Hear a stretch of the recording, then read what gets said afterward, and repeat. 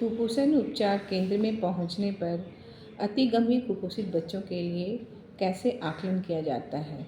तो सबसे पहले जानकारी ली जाती है कि बच्चे ने हाल में क्या क्या खाया है, बीमारी से पहले उसका भोजन सामान्य था कि नहीं, स्तनपान की स्थिति के बारे में स्तनपान का आकलन किया जाता है, दस्त और उल्टी की संख्या और उसकी अवधि के बारे में पूछा जाता है, दस्त के प्रकार कैसे हैं, यानी कि पानी जैसा है कि या खून के साथ हो रहा है।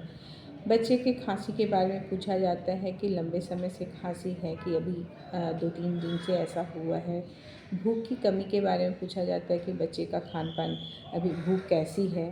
परिवार की परिस्थिति के बारे में भी आकलन किया जाता है कि बच्चे के वास्तविक वातावरण के समझने के लिए ये भी जानने की कोशिश की जाती है कि परिवार में किसी को टीबी तो नहीं है, बच्चा टीबी के मरीज के संपर्क में नहीं है, खसरे के मरीज के संपर्क में तो नहीं है, HIV संक्रमण या उसकी संभावना।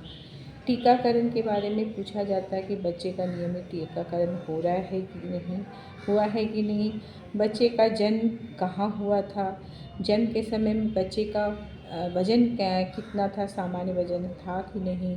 नवजात शिशु का अस्पताल में भर्ती का विवरण लिया जाता है और टीकाकरण कार्ड का वज़न का टीकाकरण कार्ड में जो वज़न की विवरणी होती है इसकी भी जानकारी ली जाती है। जांच के दौरान अब क्या करना है, जांच में सर्वप्रथम वज़न, ऊंचाई, लंबाई और एम्यूसिट टेप से नापा जाता है। सूजन देखा जाता है कि सूजन है कि नहीं। नाड़ी और हृदय की गति और सांस की गति देखी जाती है। निर्जलीकरण के लक्षण भी देखे जाते हैं। पिंचिंग टेस्ट करके देखते हैं कि बच्चे का स्किन पिंच करने पे कितनी देर में नॉर्मल अपने पोजीशन पे आ जाता है। शॉक का आकलन किया जाता है।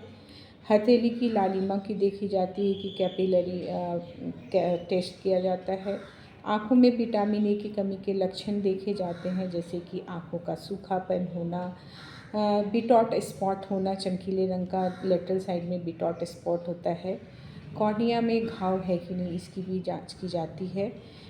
किरेटोमलेशिया, उसमें सूजन और एकदम आँख की जो कॉर्निया है गल गया है, ये भी देखा जाता है। संक्रमण के लक्षण, कौन कौन से संक्रमण के लक्षण, तो जैसे कि निमोनिया, कान और गला या त्वचा का संक्रमण उसके देखी जाती है। बुखार में कि टेम्परेचर 39 से ज़्यादा है डिग्री सेल्सियस से ज़्यादा है कि तापमान 35 डिग्री सेल्सियस से कम है। मुंह में घाव भी देखे जाते हैं और एडिमा के में चमड़े में क्या बदलाव हो रहा है, मीन्स की रंग गहरा है या हल्का है। चमड़ी का उखड़ना देखा जाता है। हाथ पैर में जांघ में दोनों जांघ के बीच, कान के पीछे घाव, रिश्ता हुआ घाव, ये सब की जांच की जाती है। जांच के दौरान अगर बच्चे का वज़न ऊंचाई के अनुसार -3 SD से कम है या बच्चे में MUSE टेप से माप करने पर 11.5 सेंटीमीटर से कम है या एडिमा है। इसके अलावा कोई भी जांच करने में जो भी लक्षण मिलते हैं, मेडिकल कॉम्प्लिकेशन देखते हैं, उसी के आधार पे कुपोषण उपचार केंद्र में बच्चे को एडमिट किया जाता है। तत्पश्चात एडमिट करने के बाद कितने चरण में, सबसे पहले बच्चे का हाइपोग्लाइसीमिया देखा जाता है, उसके अकॉर्डिंग उसका ट्रीटमेंट दिया जाता है। निर्जलीकरण के लक्षण देखने पर डायरिया का ट्रीटमेंट किया जाता है। उसके अलावा अगर फीवर है तो फीवर का किया जाता है, एंटीबायोटिक दी जाती है, माइक्रोन्यूट्रिएंट दिया जाता है। आयरन 7 दिन तक नहीं देते, 7 दिन के बाद ही आयरन दिया जाता है। फॉलिक एसिड दिया जाता है, डीवॉर्मिंग किया जाता है, विटामिन ए का हिस्ट्री पूछा जाता है कि विटामिन ए का रोल पिया है कि नहीं, उसके अकॉर्डिंग उसका विटामिन ए दिया जाता है।